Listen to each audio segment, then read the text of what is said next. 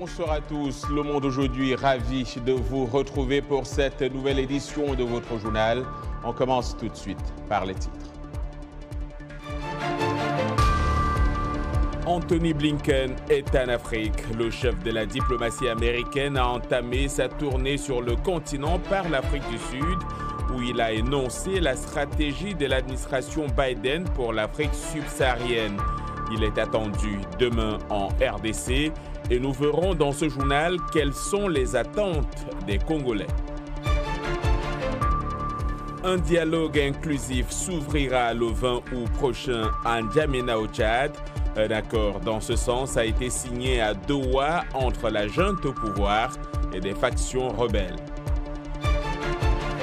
Et puis, après 18 mois de négociations, le Sénat américain a adopté dimanche un gigantesque plan sur le climat et la santé, offrant une victoire d'étape significative au président Joe Biden à moins de 100 jours des élections de mi-mandat prévues pour novembre.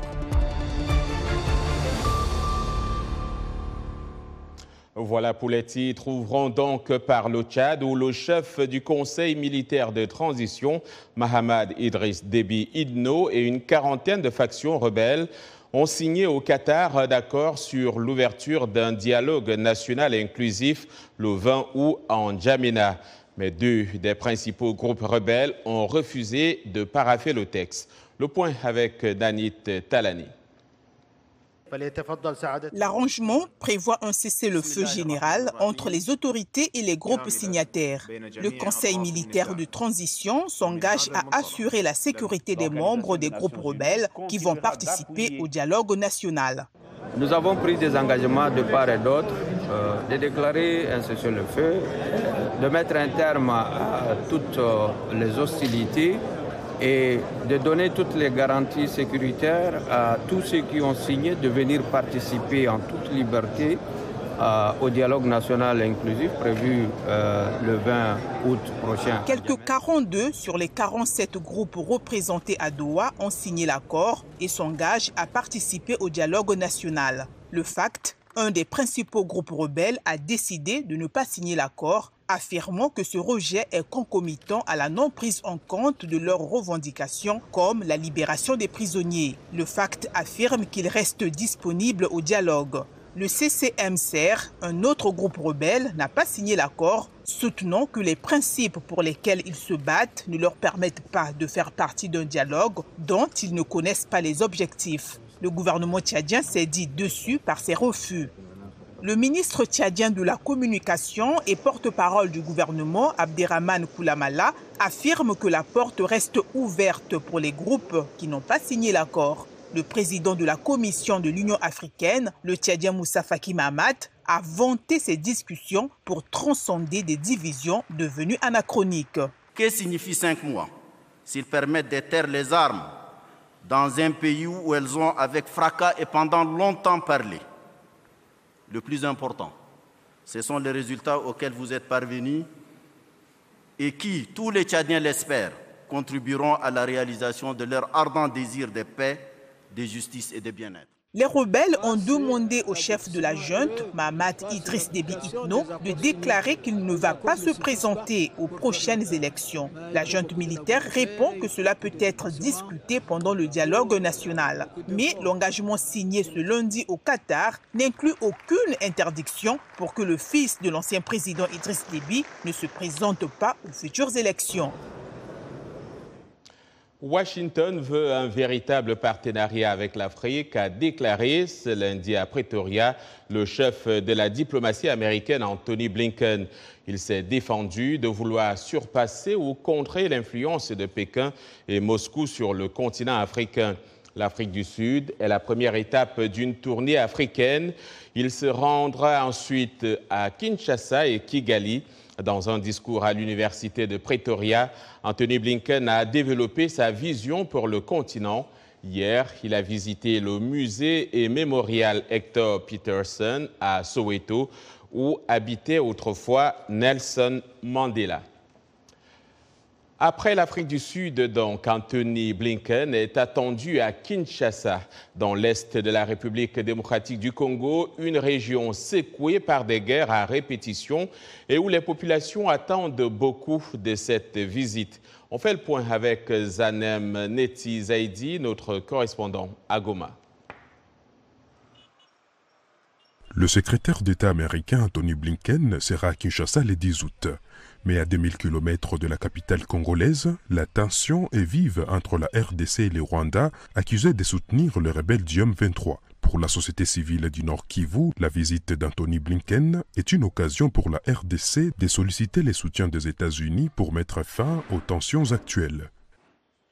Pour nous, sa visite au Congo pourra amener les autorités, persuader les autorités à vouloir se concentrer plus sur la coopération avec les États-Unis dans le secteur de la réforme de l'armée de la République démocratique du Congo, la réforme de la police, dans le secteur de traçabilité des minéraux. Ça aussi, c'est un secteur vital pour ce pays. Mais aussi, en arrivant au Rwanda, nous pensons que le message sera clair, c'est de demander au président rwandais Paul Kagame de retirer ses hommes ici à l'est de la République démocratique du Congo. La visite de Blinken intervient aussi avant les élections générales prévues en 2023 en RDC. La société civile, tout en refusant toute ingérence étrangère dans ces élections, espère un message d'apaisement qu'Anthony Blinken peut lancer à toutes les parties prenantes. L'expérience que nous avons a démontré que le Congo est capable d'organiser ses propres élections sans recourir nécessairement à l'appui extérieur. Mais plus c'est nous aider à parler avec les acteurs politiques en place pour que ce processus soit apaisé. Parce que le processus porte beaucoup de problèmes lorsque les acteurs eux-mêmes ravivent des tensions. Pour sa part, la classe politique qui aurait doute que cette visite ne puisse rien produire sur les plans sécuritaires appelle les États-Unis à tenir un langage clair au Rwanda afin qu'il cesse d'attaquer le Congo. On voit les États-Unis s'engager aux côtés du peuple ukrainien. Les États-Unis avaient un prestige, j'appelle ça prestige. Ils étaient reconnus quand nous naissions comme les gendarmes du monde. Et on disait à un moment que le monde était stable, était un peu parce qu'il y avait les États-Unis qui régulaient la marche du monde. Mais aujourd'hui, j'ai l'impression qu'ils ont perdu ça, ou carrément ils ont abandonné le peuple congolais. Si on peut avoir un partenaire du peuple congolais comme les États-Unis aux côtés des Congolais, pour résoudre cette question qui a fait beaucoup de morts, je pense que ça serait un énorme plaisir et un honneur aussi pour les États-Unis d'Amérique. Depuis quelques mois, la RDC et le Rwanda s'accusent mutuellement de soutenir les groupes rebelles. Jusqu'ici, les tentatives de réconciliation menées par l'Angola et l'Union africaine n'ont pas réussi à faire baisser les tensions. Zanem Neti Zaidi à Goma pour VOA Afrique.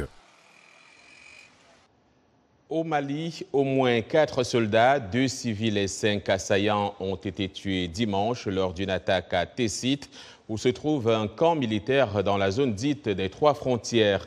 L'incident est attribué par l'armée malienne à des troupes djihadistes. Le bilan pourrait être beaucoup plus lourd. Tessit est situé du côté malien et est proche du Burkina Faso et du Niger. Le gouvernement ivoirien a conclu ce lundi avec les syndicats un accord de trêve sociale de 5 ans dans le secteur public en échange de hausse de primes et du paiement d'arriérés de salaires aux fonctionnaires. La Côte d'Ivoire a célébré ce week-end le 62e anniversaire de son indépendance. Le président Alassane Ouattara a accordé la grâce présidentielle à l'ex-président Laurent Gbagbo et ordonné le dégel de ses comptes. Dans son adresse à la nation, Alassane Ouattara a aussi pris des mesures contre la cherté de la vie et promu une amélioration des conditions de vie des fonctionnaires et agents de l'État. Toutefois, les anciens présidents Henri Konan Bédié et Laurent Gbagbo n'ont pas répondu à l'invitation de prendre part aux festivités marquant cet anniversaire. Pour parler de la situation sociopolitique en Côte d'Ivoire, retrouvons via Skype à Abidjan Assé Alafé. Il est directeur de l'intelligence d'Abidjan. Monsieur Alafé, bonsoir. Bonsoir. Alors, quel commentaire faites-vous des annonces faites par le président Ouattara et notamment cet accord de trêve sociale conclu ce lundi?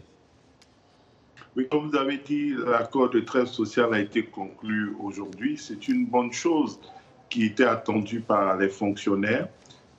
Toutes les confédérations syndicales des fonctionnaires ont signé.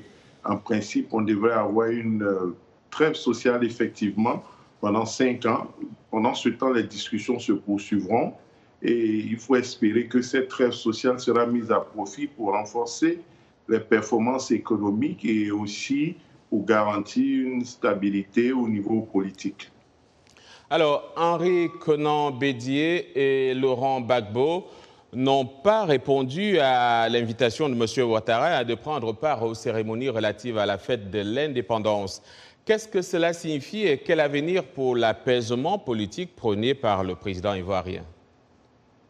Si on écoute le président Henri Konan Bédié, il a dit pour des raisons personnelles, il n'a pas pu venir, il s'est fait représenter.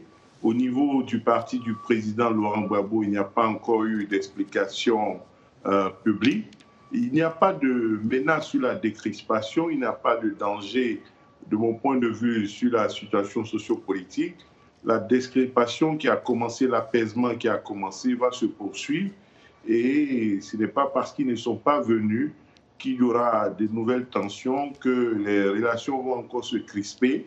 Je pense que la réconciliation ne dépend pas de cette présence ou de non ou d'une absence à cette festivité-là. Donc il faut rester optimiste et ne pas être inquiet. La décrispation est donc en marche, si on vous comprend. Le défilé militaire a été quelque chose de grandiose, contrairement aux années antérieures. Est-ce pour démontrer sa puissance dans la sous-région que la Côte d'Ivoire l'a fait? C'est peut-être, en tout cas, ce n'était pas pour démontrer une impuissance ou une faiblesse, pour faire un jeu de mots. Donc, la dimension sociale et économique du message du président se devait de coïncider avec la capacité du pays à se défendre, surtout à se défendre. Sinon, de toute façon, ce qu'on a vu, c'est peut-être de grands moyens pour un pays comme la Côte d'Ivoire, mais à l'échelle du monde, lorsque nous voyons ce qui se passe en Ukraine, en Russie, lorsque nous voyons les capacités des autres pays, c'est dérisoire. Mais c'est toujours bon à prendre de savoir que le pays, il peut faire face à un certain nombre de situations de déstabilisation, soit intérieure, soit extérieure. Donc, la Côte d'Ivoire a brandi sa force et chacun devrait en prendre acte. Et nous en prenons acte ici à VOA Afrique. Assez Alafé, directeur de l'intelligence d'Abidjan. Vous êtes basé donc à Abidjan. Je vous remercie pour votre disponibilité. Merci. Les 4 candidats à la présidentielle de demain au Kenya terminent leur campagne malgré les difficultés économiques et l'énorme écart entre les riches et les pauvres. Les dépenses électorales ont été parmi les plus élevées, ce qui suscite des inquiétudes. C'est un reportage de Juma Majanga depuis Nairobi au Kenya. Le récit est de Ginny Niwa. Dans les airs, sur le terrain, l'étalage de richesse en vue des élections du 9 août au Kenya a été presque inégalé selon les experts. Les élections kenyanes sont parmi les plus chères au monde en termes de coûts provoqués par l'organisme de gestion électorale IEBC, mais aussi en termes de financement sur le terrain. Cela vous coûterait un peu plus de 4 milliards de shillings kenyans, soit 33,5 millions de dollars, rien que pour devenir président. Une course au poste de gouverneur coûte environ 336 000 dollars au Kenya et une candidature au Parlement, environ 168 000 dollars, selon Transparency International. Les critiques estiment que le coût élevé des candidatures aux postes politiques au Kenya a privé de leurs droits des groupes spéciaux comme les femmes, les jeunes et les personnes handicapées. Bev Ngui est candidate au Parlement dans le comté de Kirinyaga, sa 4e tentative en tant qu'indépendante. Elle dit qu'il est trop coûteux de se présenter comme candidate pour un parti politique en raison des frais de nomination élevés. Plus le siège est haut, plus l'argent qu'ils demandent est élevé. Et vous devez leur donner, parce que si vous ne leur donnez pas, ils ne vous permettront même pas de vous adresser au rassemblement. Les campagnes politiques à travers le monde sont intrinsèquement coûteuses, mais les observateurs disent qu'au Kenya, les campagnes sont largement incontrôlées et non réglementées. Parce que de nombreuses personnes vivent en dessous du seuil de pauvreté, les électeurs sont, selon les observateurs, plus susceptibles d'être corrompus par des politiciens riches, alimentant un cycle de corruption gouvernementale. En raison de ces dépenses non réglementées, les personnes au pouvoir se tournent toujours vers la corruption comme source fiable d'argent pour leur campagne, car elles ne peuvent pas se permettre d'utiliser leur argent. Ce serait trop risqué. Et si elles échouaient? La constitution kenyane de 2010 exige que l'organe électoral du pays, la Commission électorale indépendante et des frontières, élabore des réglementations sur le financement et les dépenses des campagnes. Cependant, toutes les tentatives de cet organe ont été rejetées par le Parlement. À moins que des freins et contrepoids ne soient mis en place, les observateurs affirment que la politique au Kenya restera en grande partie l'apanage des riches. Et puis un nouveau patron prend les commandes du commandement américain pour l'Afrique. Le général de corps des Marines, Michael Langley, remplacera demain le général Stephen Townsend. Il devient le premier général noir 4 étoiles à diriger ce centre de commandement. Il supervisait jusqu'ici les Marines sur la côte Est et a commandé à tous les niveaux au cours de ses 37 ans de carrière. Il a servi au Pentagone et à l'étranger, en Afghanistan, en Somalie et à Okinawa. Un mot du général Michael Langley sur sa nouvelle mission. Je suis humble et honoré d'avoir l'opportunité de porter 4 étoiles et d'assumer le commandement de l'AFRICOM. Mais l'étape et ce que cela signifie pour le corps sont essentiels. Parce qu'il ne s'agit pas seulement d'un événement historique, mais aussi parce qu'il aura des répercussions sur l'avenir. Et puis, toujours ici aux États-Unis, le nouveau texte sur la réduction de l'inflation a été adopté au Sénat à 51 contre 50 avec le vote décisif de la vice-présidente Kamala Harris. Les démocrates ont ardemment poussé leur réforme économique en cette année électorale avec un compromis certes moins ambitieux que la vision initiale du président Joe Biden. La nouvelle législation estimée à 740 milliards de dollars ira vers la Chambre des représentants qui devrait tenir son vote vendredi. Quel sera l'impact de cette nouvelle loi? Le reportage d'Arash Arabazadi, le récit est de Dili Diko. La loi sur la réduction de l'inflation comprend plus de 300 milliards de dollars d'investissements destinés à l'énergie propre et le changement climatique. Il s'agit du plus important investissement de ce type dans l'histoire des États-Unis. Le Sénat américain a voté en faveur du nouveau texte. Tous les démocrates ont approuvé le projet de loi et tous les républicains s'y sont opposés. C'est la vice-présidente Kamala Harris qui a tranché. Sur ce vote, il y a 50 oui et 50 non. Le Sénat étant également divisé, la vice-présidente vote par l'affirmative et la motion est acceptée. Ce nouveau développement fait suite à plus d'une semaine de va-et-vient entre les démocrates et les républicains, avec des accusations de dépenses imprudentes des uns et des reproches quant à des tactiques d'obstruction des autres. Cette loi va permettre de réduire la hausse des coûts qui impactent les portefeuilles des familles américaines. Le coût des médicaments sur ordonnance, le coût des soins de santé, les coûts énergétiques. Cela va créer un avenir plus sûr, plus stable, plus propre, plus soucieux de l'environnement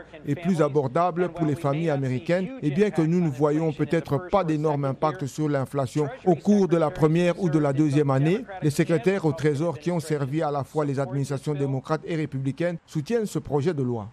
Le sénateur Coons a poursuivi en disant que l'adoption de cette loi fait suite à une série de victoires des démocrates et du président Biden, y compris un projet de loi sur les anciens combattants, un texte sur les semi-conducteurs qui donnerait un coup de pouce à la production aux États-Unis et la récente liquidation du chef d'Al-Qaïda, Ayman al-Zawahiri.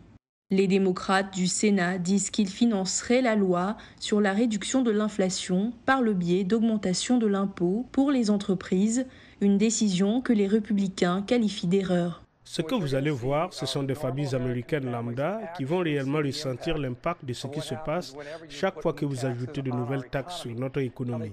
Les démocrates disent que ce sont des taxes sur des grandes entreprises, mais les grandes entreprises augmentent les prix et cela aura des répercussions. Donc à notre avis, nous allons voir ces augmentations d'impôts arriver et les Américains vont les ressentir.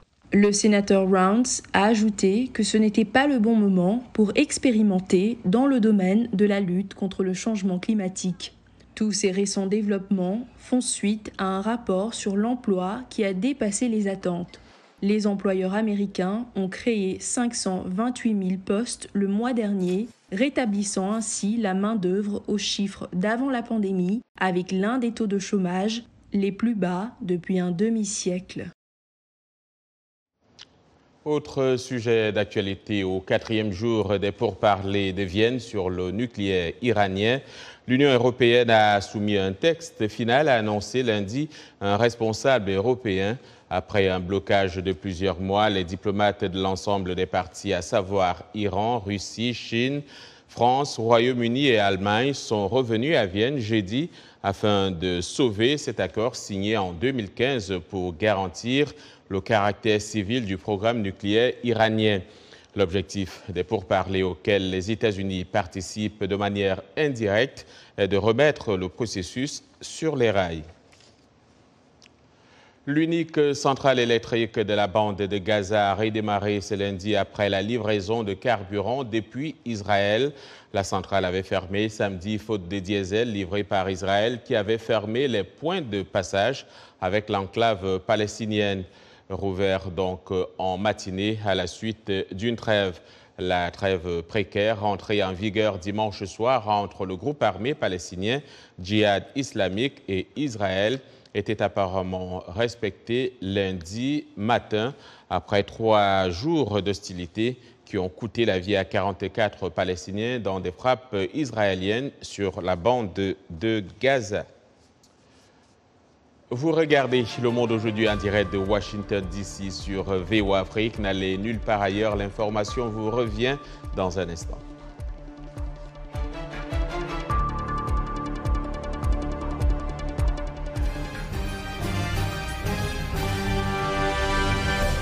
Mbote Ndeko Eli Sango, Mbote Nabino Banso, Mozali Kolanda, Saona Lingala, na la Voix de l'Amérique, Uto, Washington DC. Sango Mokili Lelo, c'est votre nouveau rendez-vous d'actualité en Lingala de la Voix de l'Amérique. Tous les jours, de lundi à vendredi, nous vous proposons 2 éditions d'actualité. La première, de 17h à 17h30 temps universel, et la deuxième, de 19h30 à 20h temps universel. Politique, société, culture, économie, sport. La rédaction Lingala de la Voix de l'Amérique vous donne rendez-vous pour décrypter l'actualité congolaise, africaine et du monde. Sango Mokili Lelo, c'est tous les jours, de lundi à vendredi, sur nos ondes et celles de nos stations partenaires, dans l'une des plus belles langues d'Afrique, le Lingala.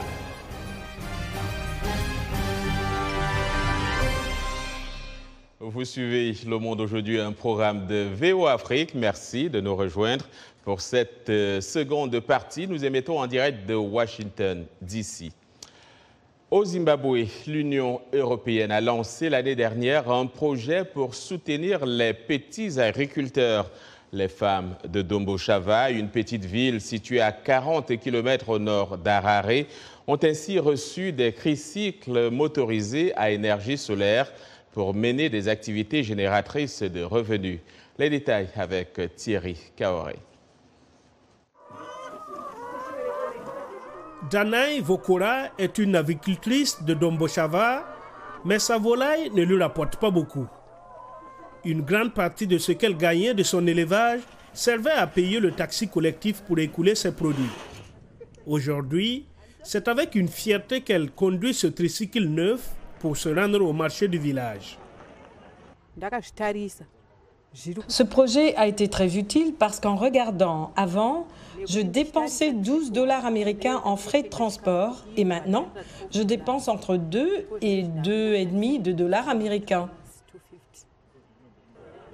Les tricycles offerts gracieusement par l'Union européenne ont également d'autres avantages, car les transports sont rares dans cette zone rurale du Zimbabwe, réputée pour ses collines et ses rochers.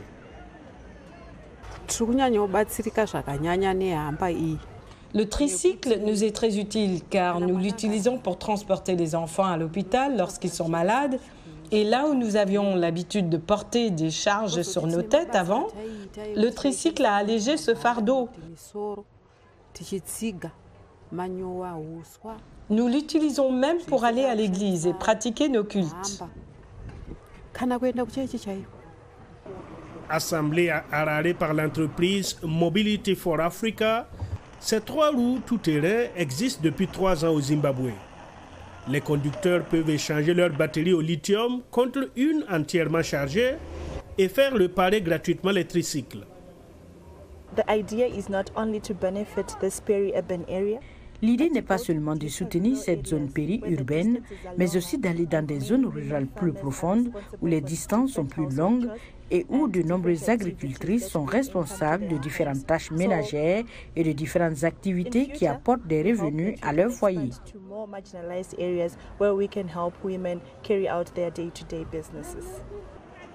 Dans un pays qui traverse des difficultés économiques depuis une vingtaine d'années, ce projet de l'Union européenne est venu soulager les habitants des zones rurales reculées. Des tricycles prenant l'avion pour parler des scientifiques suisses qui affirment avoir produit du carburéacteur, comprenez carburant pour avion neutre en carbone, une innovation susceptible de révolutionner l'industrie aéronautique. Jacques Aristide nous en dit davantage. Que pouvez-vous obtenir lorsque vous avez recours à la lumière du soleil, à l'eau et au dioxyde de carbone? Eh bien, du carburant neutre en carbone. C'est ce qu'a prouvé une équipe de scientifiques de l'École polytechnique fédérale de Zurich par le truchement d'une tour solaire déjà existante en Espagne. Ce réacteur solaire est situé au centre de ce concentrateur solaire. Dans le réacteur solaire, nous avons un processus thermochimique en cours, séparant l'eau et le CO2 et produisant du gaz synthétique. Cette réaction, qui est hautement endothermique, nécessite une température très élevée et nous fournissons cette énergie en concentrant le rayon solaire par un facteur de 3000. En clair, la mini-raffinerie est parvenue à produire des carburants synthétiques qui visent à remplacer éventuellement les combustibles fossiles traditionnels comme le kérosène, l'essence ou le diesel. Avec cette mini-centrale solaire, nous démontrons la chaîne de production complète à partir de l'air et de la lumière du soleil des carburants neutres en CO2 tels que le méthanol et le kérosène. Les carburants synthétiques et liquides libèrent autant de CO2 qu'ils en absorbaient auparavant dans l'air. C'est ce qui les rend neutres en carbone. La compagnie Synhelion veut étendre la technologie de production de carburants solaires à l'échelle industrielle. Notre objectif est de mettre en service d'ici 2025 la première usine commerciale de combustible solaire à grande échelle avec une capacité de production d'environ 10 millions de litres de méthanol par an. La firme travaille avec la compagnie aérienne Swissair pour produire du carburant neutre en carbone. La production de carburéacteurs solaires va démarrer dès l'année prochaine. Voilà, fin de ce journal. Merci d'avoir suivi. Excellente soirée à toutes et à tous.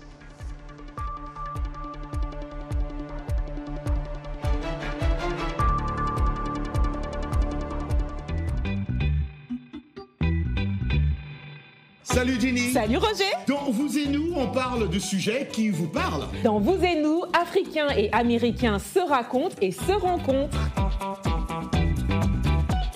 Les dernières tendances mode, mais aussi les gadgets indispensables. Les avancées technologiques, l'entrepreneuriat de jeunes, un pont entre l'Afrique et le Nouveau Monde pour diffuser nos cultures. Et les bons petits plats. Yum yum, une bonne ambiance avec nos invités. L'émission explore les réussites, les ambitions et les aspirations africaines. Elle montre une Amérique loin des clichés à taille humaine. Vous et nous. C'est vous. C'est nous. C'est vous et nous.